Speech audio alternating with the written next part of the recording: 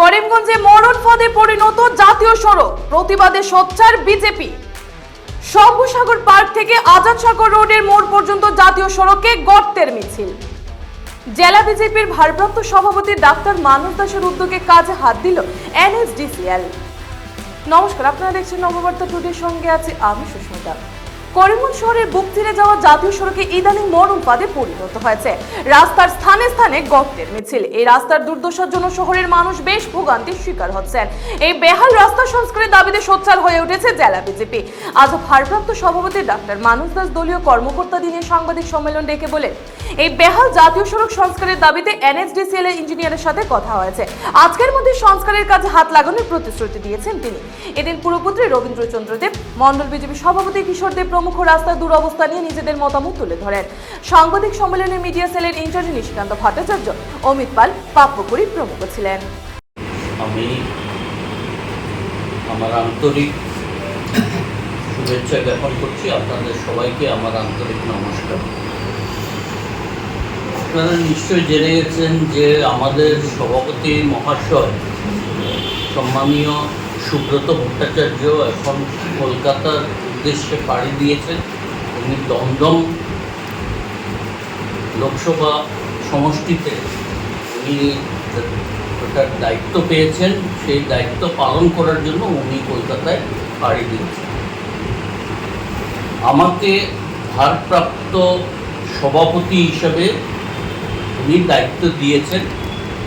তো দায়িত্ব পাওয়ার পর সর্বপ্রথম আমি ওনার সাথে আলাপ করে এবং আমাদের মাননীয় মণ্ডল সভাপতি, শহর মণ্ডল সভাপতি কিশোর দেব, সম্মানীয় পৌরসভার পৌরপতি রবীন্দ্রদেব মহাশয় এবং আমার যুবক ভাই অমিত পাল সহ পাপ্পুকুড়ি সহ কয়েকজন ব্যক্তির সাথে আমি গতকাল আলাপ করি। আমাদের যেহেতু সরকার চলছে, আমরা মনে করি আমাদের এটা দায়িত্ব যে শহরের রাস্তার যা অবস্থা হয়েছে সেটাকে অতি সত্বর একটা নতুন রূপ দেওয়া যায়। দু একদিন আগে, কিছুদিন পূর্বে আপনারা জানেন যে আমাদের পৌরপতি এনএইচডিসিএল এর ইঞ্জিনিয়ারের সাথে আলাপ করেছেন, ফোনে আলাপ করেছিলেন। ওনাকে অনুরোধ করেছিলেন যে শহরের রাস্তাঘাটগুলো অন্তত ড্রেসিং করে দেওয়ার জন্য। এই মরশুমে যেহেতু পূর্ণভাবে কাজ করা সম্ভব নয়, আবহাওয়া তো দেখছেন, আপনারা সবাই দেখছেন বা আমরাও দেখছি, কাজ করাটা পূর্ণভাবে যেহেতু সম্ভব নয়, উনি অনুরোধ করেছিলেন যে সব কিছু কিছু জায়গাগুলো ড্রেসিং করে দেওয়ার জন্য। কিন্তু আজ অবধি সেই কাজগুলো এনএইচ করেনি। না করার দরুন আজকে আমরা এখানে বসে আমরা আবার সেই ইঞ্জিনিয়ারের সাথে আলাপ করি এবং উনি আমাদেরকে কথা দেন যে আজকের থেকে যেহেতু রোদ্র উঠেছে, আজকের থেকে উনি কাজ করবেন।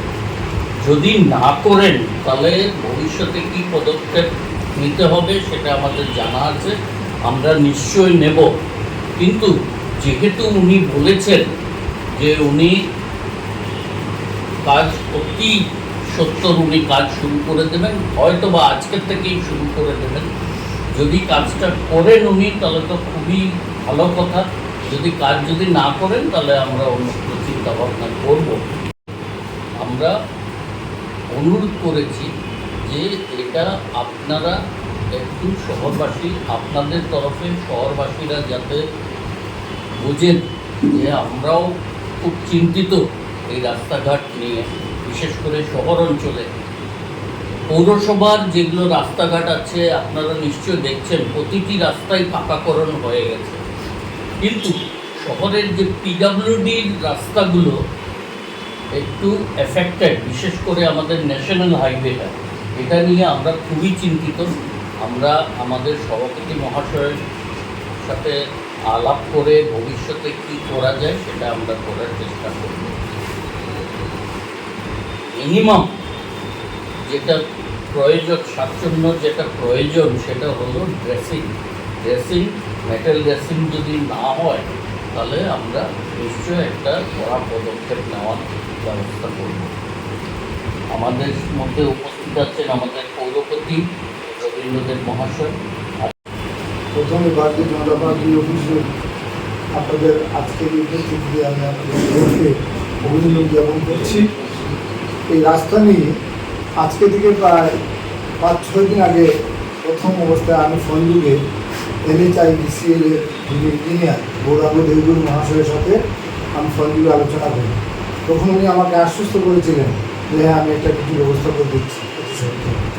তো হয়নি, অদূরে বৃষ্টি পড়েছে, এখানে এটা একটা কারণ হয়ে দাঁড়িয়েছে। আমি আবার গতকাল প্রায় 10:35 আগে আবার ফোন করলাম, বলে ইঞ্জিনিয়ার সাহেব এখানের অবস্থা খুব বেহাল, লোকজন টুকটুক দিয়ে যেতে পারছে না, অনেকগুলো টুকটুক উল্টে পড়ছে, এক ভদ্রমহিলা অ্যাক্সিডেন্টও হয়েছে, তো আপনি সত্তর এবং স্টেপ নেন। আমি ওনাকে অনুরোধ করলাম। উনি আমাকে বললেন ঠিক আছে, অল্প রোদ্দুর হলে আমি এখানে একটা ব্যবস্থা করছি, চলাচলের ব্যবস্থা করছি। আমি বললাম বা সবুজ পার্বত্য না থেকে আমাদের একদম ওই নাইসেস স্পাইস বলতে আমাদের রাস্তার অবস্থাটা খুবই বেহাল, আপনি সত্য তাদের ব্যবস্থা করুন। এতে পাবলিক খুব ভুগছে এই রাস্তা নিয়ে। তো আজকে সকালবেলা, কালকে বিকেলবেলা আমার সাথে আমাদের ভারপ্রাপ্ত সভাপতি এবং আমার মণ্ডল সভাপতি আমার সাথে ফোন যুগে রাত্রিবেলা কথা হয়েছে, আজকে আমরা এটা নিয়ে বসবো। আমি ওনাদেরকে বলেছি এখন এটা NHAIDCL আন্ডারে না, এটা NHIDCL এর আন্ডারে চলে গেছে রাস্তাটা। আমি আপনার সভাপতিকে বলেছি আমি এসে আপনাকে নাম্বার দেবো, আপনি একবার কথা বলে নেবেন। আমি এখানে অফিসে আসার সময় আমি মিশনদাকে পেয়েছি, ওখানে মিশনদা ওই রাস্তা নিয়ে চিন্তিত। আমাকে বললেন চলো রাস্তাটা দেখে ফটোগুলো উঠে আমি ফটোগুলো NHIDCL ইঞ্জিনিয়ারকে পাঠিয়ে আমি কিছু কথা বলবো। মিশনদা গিয়েছেন আমার সাথে, অমিত গিয়েছে, আরও বিভিন্ন কর্মকর্তারা ছিলেন। আমরা সম্পূর্ণ রাস্তাটা দেখে আমরা এই মিশনদা ফটোতে আমার থেকে ওই NHIDCL ইঞ্জিনিয়ার নাম্বারটা নিয়ে সম্ভবত উনিও ওনার সাথে আলোচনা করবেন। এবং আমার সামনে বসা আমার ভারপ্রাপ্ত সভাপতি, উনি এখন আলোচনা করেছেন, ওনাকে উনি আশ্বস্ত করেছেন আজকের মধ্যে উনি এই রাস্তাকে মেরামতির কাজে হাত দেবেন। তো আমি আশাবাদী, ওনাকে একদিন আমি চিঠি দিয়ে আমার অফিসে এনেছিলাম, আমি দেখেছি উনি খুব ভালো মানুষ, আশা করি উনি কথা রাখবেন, এই বিশ্বাস আমাদের আছে। যদি উনি কথা না রাখেন, আমার সভাপতি মহাশয় বলেছেন আগামী দিন কী করা যায় সেই পদক্ষেপ আমরা নেব। আমরা জনসাধারণের সাথে আছি। কিছু কিছু কথা শোনা যায়, জনসাধারণ বলে ভোট শেষ হয়ে গেছে, করিমগঞ্জে নেতা নেই, কিন্তু একটা জনসাধারণকে জানা উচিত এখন কোড অফ কন্ডাক্ট চলছে, এখানে নতুন করে কোনো ডেভেলপমেন্ট করা যাবে না, টেন্ডারও করতে পারবে না। তো তাই আমি অনুরোধ করেছি NHIDCL এর ইঞ্জিনিয়ারকে যাতে উনি কিছু একটা এখানে ফেলে আপাতত চলাচলের একটা ব্যবস্থা করেন। আমি আশাবাদী কাজ করবেন। ধন্যবাদ। প্রথমেই আজকের এই সাংবাদিক সম্মেলনের মাধ্যমে করিমগঞ্জ জেলা বিজেপির ভারপ্রাপ্ত সভাপতি ডক্টর মানস দাস মহাশয়কে শুভেচ্ছা জানাই। আর পাশাপাশি ওনারা যে বক্তব্য রেখেছেন একই বক্তব্য আমাদের সকলেরই।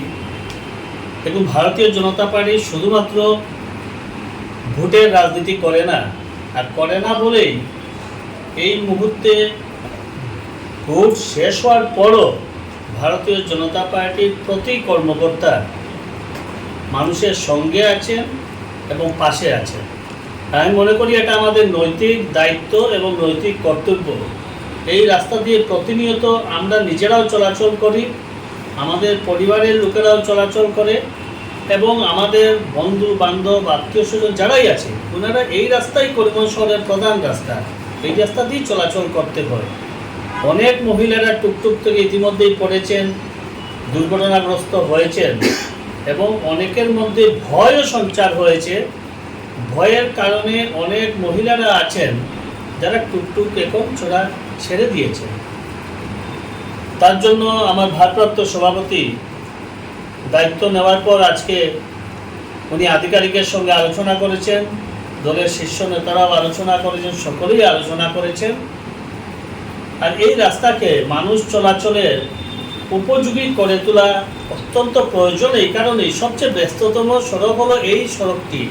এই রাস্তা দিয়ে করিমগঞ্জের জেলা উপায়ুক্তের কার্যালয়ে যেতে হয়, বিভিন্ন কার্যালয়ে যেতে হয়, বিভিন্ন স্কুল পড়ুয়ারা এই রাস্তা দিয়ে সকালবেলা স্কুলে আসতে হয়, দুপুরবেলা ছুটির পরে এই রাস্তা দিয়ে ঘুরে ফিরতে হয়। অনেক সময় ট্রাফিক জ্যামও হয়ে যায়, যে কারণে মানুষ চলাচল অত্যন্ত কষ্টকর হয়ে যাচ্ছে। তাই আমাদের বিশ্বাস যে আজকের এই সাড়া দেওয়ার পরে হয়তো রাস্তার কিছুটা উন্নতি হবে, আর যদি উন্নতি না হয় ভারতীয় জনতা পার্টির কার্যকর্তারা, আমরা বিশেষ করে বিরোধী দলে থাকার দীর্ঘ বৎসরের অভিজ্ঞতা আছে, তাই শাসক দলে এলেও যে সঠিক জিনিসের জন্য বিরোধিতা করা ভুলে গেছি, এটা ভাবলে হয়তো ভুল হবে। প্রয়োজনে আমরা এর জন্য বিরোধিতা করতেও আমরা পিছপা হব।